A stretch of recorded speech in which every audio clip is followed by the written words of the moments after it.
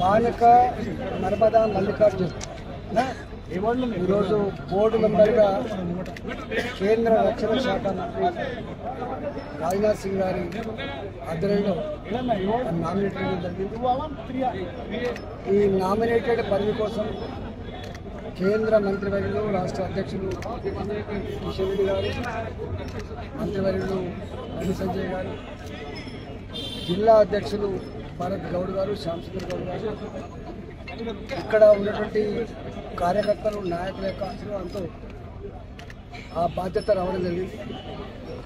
నర్మదా మల్లికార్జున్ అనేక సంవత్సరాలుగా బోర్డు మెంబర్గా, వైస్ చైర్మన్గా బాధ్యతలు నిర్వహించారు. వారి కుటుంబం ఈ కంటోన్మెంట్ పరిధిలో ఎవరికి ఏ ఆపద వచ్చినా ఏ అవసరమైనా కూడా కాలుకు ముళ్ళుంటే పనుతో సర్వీస్ చేసేవారు. దాన్ని గుర్తించి వారికి బాధ్యత కట్టడం జరిగింది. గతంలో కంటోన్మెంట్ బోర్డు మెంబర్గా రామకృష్ణ గారిని గతంలో నామినేట్ చేయడం జరిగింది. కేంద్ర ప్రభుత్వ ఆధ్వర్యంలో రక్షణ శాఖ నాయకత్వంలో ఈ కంటోన్మెంట్లో ఏ మార్పులు జరగాలన్నా, ఏ అభివృద్ధి జరగాలన్నా కూడా వారి నాయకత్వం ఉంది. కాబట్టి నేను కొత్తగా ఎంపీ అయిన తర్వాత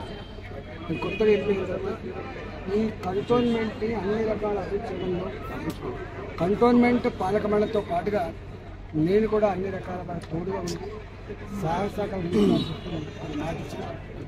ఇక్కడ మరీ ముఖ్యంగా 100-150 సంవత్సరాల క్రితం ఆనాడు చిన్న పనులు చేసుకొని బతికేటువంటి కంటోన్మెంట్ 99 సంవత్సరాలు వాళ్ళకి ఇల్లు కట్టుకున్నాయి.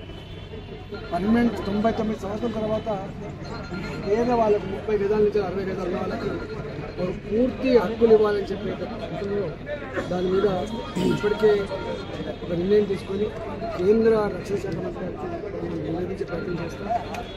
అట్లనే మొన్న కరోనా సందర్భంలో శానిటేషన్ వర్కర్ చాలా మంది చనిపోయారు. ఇక్కడేమో 5% ఎక్కువ కంపాసిటీ పోస్టులు ఇవ్వాలి వీళ్ళే. డెఫినెట్ దాని మీద ఇప్పటికే మంత్రి గారు రాష్ట్ర ప్రభుత్వం మధ్యలో కూడా ఇట్లాంటి సమస్య వచ్చినప్పుడు అందరి కంపల్సరీ పోస్ట్ ఇచ్చింది.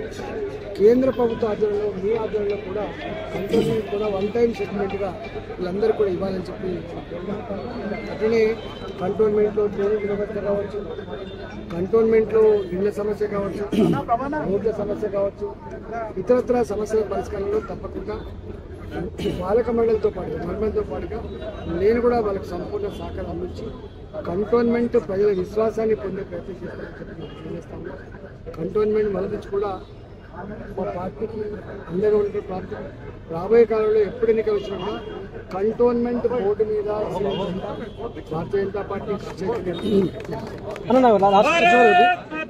నామినేట్ మెంబరు ప్రమాణ స్వీకారం ఒక ఎంపీ ఎమ్మెల్యే ప్రమాణ స్వీకారం తలపిస్తుంది.